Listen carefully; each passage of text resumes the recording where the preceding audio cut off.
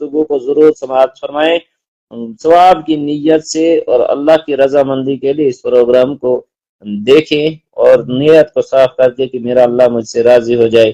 آئے سنتے ہیں بیان حافظ فیضان احمد صاحب کی زبانی۔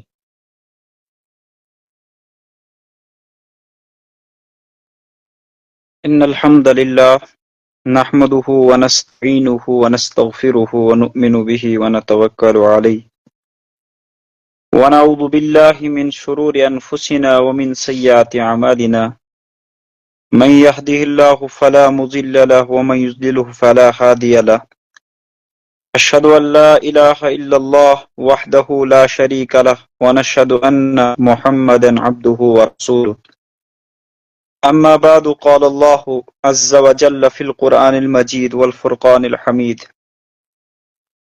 اعوذ بالله من الشيطان الرجيم بسم الله الرحمن الرحيم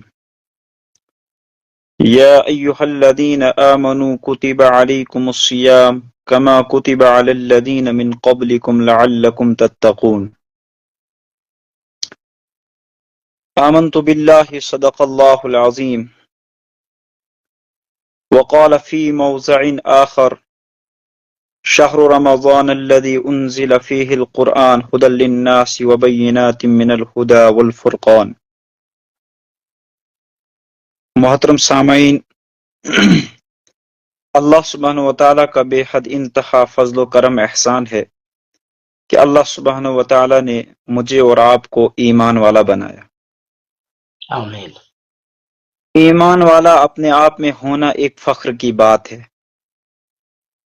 جبکہ نبی اکرم صلی اللہ علیہ وسلم کے ایک فرمان کے مطابق ہر پیدا ہونے والا بچہ فطرتاً مسلمان ہوتا ہے، مگر اس کے والدین کی تربیت اس کو یہودی، کرسچن، کافر، سکھ، عیسائی بناتی ہے، بے شک اور اس کے والدین کی تربیت ہی اس کو مسلمان بناتی ہے۔ بے شک۔ اب دیکھنا یہی باقی ہے کہ کس کے والدین کس طرح کے ہے، بس بچہ وہی تربیت پکڑتا ہے اور اسی تربیت سے وہ آگے بنتا ہے۔ بے شک۔ جس غرض سے ہم ابھی لائیو آئے ہیں، مجھے بیان کرنے کا کوئی ارادہ نہیں تھا، البتہ اپنے مکرم و محترم ساتھی کفایت اللہ صاحب کی گزارش پر میں چند باتیں آپ کے سامنے پیش کروں گا۔ اللہ تعالیٰ مجھے صحیح کہنے کی توفیق عطا فرمائے۔ آمین۔ آج آپ حضرات کو بخوبی علم ہے کہ ماہ مبارک کا مہینہ چل رہا ہے اور چند ایام اس کے ہمارے سے گزر چکے ہیں، بے شک۔ اور چند ہی ایام ہمارے پاس ابھی باقی ہے۔ اللہ کے نبی حضرت محمد عربی صلی اللہ علیہ وسلم پر اللہ سبحانہ وتعالی نے ایک آیت کا نزول فرمایا، اور اس کے اندر اللہ سبحانہ وتعالی نے اللہ کے نبی، اپنے پیارے نبی حضرت محمد عربی صلی اللہ علیہ وسلم کو بتایا، اے نبی صلی اللہ علیہ وسلم، ایمان والوں سے کہہ دیجئے کہ وہ روزہ رکھے، میں نے ان پر روزوں کو فرض کیا ہے۔ پر روزے فرض کیے گئے ہیں؟ نہیں، بلکہ ان سے پہلے جو قومیں، جو امتیں اس دنیا کے اندر گزری ہے، ان پر بھی روزے فرض تھے۔ جی۔ اس وقت ہم جانے کی غرض و غایت یہی ہے کہ اصل ہم روزے کا مقصد کیا سمجھتے ہیں اور اصل روزے کا مقصد ہے کیا، انہی دو باتوں پہ ہم گفتگو کریں گے۔ جہاں پر قرآن مقدس نے مسلمانوں پر روزے کو فرض قرار دیا ہے، اور جہاں پر پہلی والی امتوں کا تذکرہ فرما کر قرآن مقدس نے ہمیں یاد دہانی دلائی کہ تم سے پہلے بھی لوگ روزہ رکھتے تھے، وہیں پر اللہ تعالیٰ نے اس آیت کے آخری الفاظ کے اندر فرمایا لعلکم تتقون، تاکہ تم متقی، پرہیزگار، اچھے بن جاؤ، نیک اور صالح بن جاؤ۔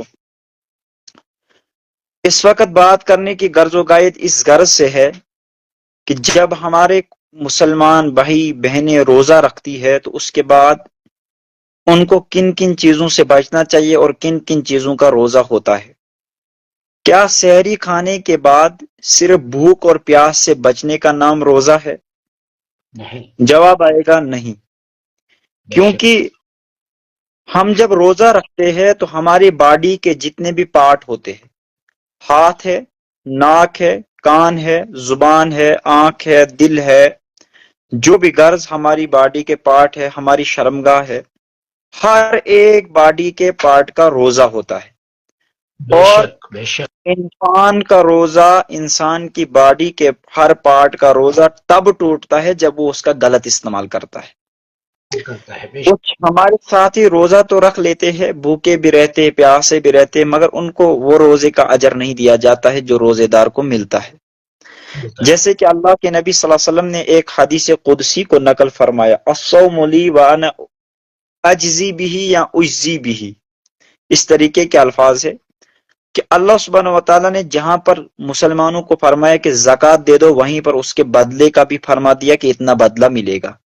جہاں پر مسلمانوں کو بتایا کہ نماز پڑھو، وہیں پر ساتھ میں فرما دیا کہ تمہیں نماز کا بدلہ یہ دیا جائے گا۔ جہاں پر مسلمانوں کو فرمایا کہ تبلیغ دین کی کرو، تمہیں یہ اجر دیا جائے گا، ساتھ میں بدلہ بھی بتا دیا۔ مگر اللہ تعالیٰ نے ایک ایسی چیز مسلمانوں پر عائد اور فرض کر دی جس کا بدلہ ابھی تک واضح طور پر بیان نہیں ہوا ہے، بلکہ اللہ تعالیٰ نے خود حدیث قدسی کے ذریعے محمد عربی صلی اللہ علیہ وسلم کو بتایا کہ روزہ جو ہے وہ میرے لیے ہے اور میں اس کا بدلہ خود دوں گا، یا میں اس کا بدلہ خود ہوں۔ کیا بے شک اب بدلہ اللہ تعالیٰ نے کیا دینا ہے اس کے بارے میں واللہ عالم، اللہ تعالیٰ ہی بہتر جانتے ہیں۔ روزے اپنے سحری کھانے کے بعد روزے کو شام تک بچانے کے کچھ اسباب اور ذرائع یہ ہے کہ آپ نے سب سے پہلے یہ نیت کرنی ہے کہ آج میرا روزہ ہے، میں ہر کام سے بچوں گا۔ جیسے مثلا ہمارے چند نوجوانوں کا سوال ہوتا ہے کہ بتاؤ بھائی، تم کہتے ہو شیطان قید ہے، تو ہم گناہ کیوں کرتے ہیں؟ یہ بہت بھاری سوال ہے۔ تو میں ان کو کہتا ہوں، اور ہمارے اکابرین کا جواب بھی یہی ہے کہ شیطان تو قید ہے مگر آپ کا نفس ابھی قید نہیں ہوا ہے۔ آپ نے اپنے نفس پر کتنی محنت کرنی ہے، اپنے نفس کی کتنی ملامت کرنی ہے، نفس لوامہ کو اور اس طریقے سے ملامت والے نفس کو تم نے مطمئنہ کیسے بنانا ہے، اس کے لیے باضابطہ طور پر ایک محنت کی جاتی ہے۔ وہ محنت ابھی نہیں ہوئی ہے، اس لیے آپ گناہوں سے بچ نہیں سکتے ہیں۔ بے شک بے شک جب آپ صبح کو سحری کھاتے ہیں اس غرض سے کہ ہم نے روزہ رکھنا ہے، شام کو افطاری کرنی ہے، اللہ تعالیٰ ہمیں اجر عطا فرمائے گا، یہ فرض ہمارے اوپر ہے۔ مگر کیا آپ کو یہ بات معلوم ہے کہ جب آپ روزہ رکھتے اس کے بعد بھی کچھ اعمال آپ ایسے کرتے ہیں جس کی بنا پر آپ کا روزہ مکروہات کے درجے پر پہنچ جاتا ہے، آپ کو وہ ثواب نہیں مل سکتا ہے جو ثواب آپ کو روزے میں ملنا چاہیے تھا۔ نمبر 1، ہم روزہ رکھنے کے بعد غیبت کرنے سے پرہیز نہیں کرتے۔ ہر ہمیشہ جب بھی ہمیں جس بھائی کے بارے میں بات کرنے کا موقع ملے تو ہم بات کر دیتے ہیں، چاہے اس کے بارے میں وہ بری ہو یا اچھی ہو، کوئی فرق نہیں پڑتا ہے۔ بے شک نمبر 2، ہم اپنی آنکھوں کا غلط استعمال کرنا نہیں چھوڑتے۔ یہ ایک بہت بڑی بیماری ہے کہ آنکھوں کے زنا کے اندر ہم ہر ہمیشہ مبتلا ہوتے ہیں۔ اور اسی طریقے سے تیسری بات جو ہے، ہم غیبت اور چگلی سننے سے پرہیز نہیں کرتے۔ جب بھی ہمارا کوئی بھائی روزے کے حالت میں ہمارے ساتھ کسی بھائی کے بارے میں بات کرے تو ہمیں مزہ آنے لگ جاتا ہے۔ اگر اس کی برائی کر رہا ہے ہم کہتے واہ واہ، سچ میں ایسا کر رہا تھا، اور بولو آگے کیا کیا اس نے۔ ہم مطلب اس کو روکنے کے بجائے اور اس سے زیادہ ڈیٹیل سے وہ بات سننا چاہتے ہیں، اگرچہ وہ غیبت ہے یا چگلی ہے۔ بے شک اس طریقے سے دلوں کا نفاق ہم رمضان المبارک میں روزہ رکھنے کے بعد بھی ختم نہیں کر سکے۔ کیا فائدہ اس روزے کا؟ کوئی فائدہ کیونکہ ہر ہمیشہ جب بھی ہمارے سامنے کسی بھی بھائی کا تذکرہ ہوتا ہے ہمارے دل میں جلن ہوتی ہے۔ جی ہر ہمیشہ جب بھی ہم دیکھتے ہیں کہ بھائی کسی بھائی کے بارے میں تعریف ہوتی ہے تو ہماری جلن ابھی تک ختم نہیں ہوتی۔ ہمارا دل ابھی کینہ، حسد، بغض اور عداوت سے پاک نہیں ہے، اور ہماری جو شرمگاہیں ہمارے کنٹرول میں نہیں ہے، ہمارے ہاتھ ہمارے کنٹرول سے باہر ہے، ہمارے پاؤں ہمارے کنٹرول سے باہر ہے، جبکہ ان تمام چیزوں کا روزہ ہوتا ہے، اور ان تمام چیزوں کا روزہ تب ٹوٹ جاتا ہے جب ان کا غلط استعمال ہوتا ہے۔ تو میری آپ سے ایک گزارش ہے، جب آپ روزہ رکھے تو صرف بھوکا اور پیاسا رہنے کا نام روزہ مت رکھے، یہ غلط ہے۔ کیونکہ اللہ تعالیٰ نے بھی یہ نہیں کہا ہے تم بھوکے اور پیاسے رہو گے بس تمہارا روزہ ہو گئے. اللہ تعالیٰ نے کہا کتب علیکم الصیام کما کتب علی الذین من قبلکم لعلکم تتقون. غرض تمہیں متقی بنانے کی ہے، غرض تمہیں پرہیزگار بنانے کی ہے، غرض تمہیں اچھا بنانے کی ہے، غرض تمہیں دوسرے مہینوں سے زیادہ عبادت گزار بنانے کی ہے. اسی غرض سے تمہیں رمضان عطا فرمایا ہے. بے شک رمضان مبارک کا اس وقت پہلا عشرہ چل رہا ہے، اور یہ پہلا عشرہ جو ہے رحمت کا ہے، دوسرا عشرہ جو ہے مغفرت کا ہے، تیسرا عشرہ جو ہے جہنم سے نجاتی کا ہے.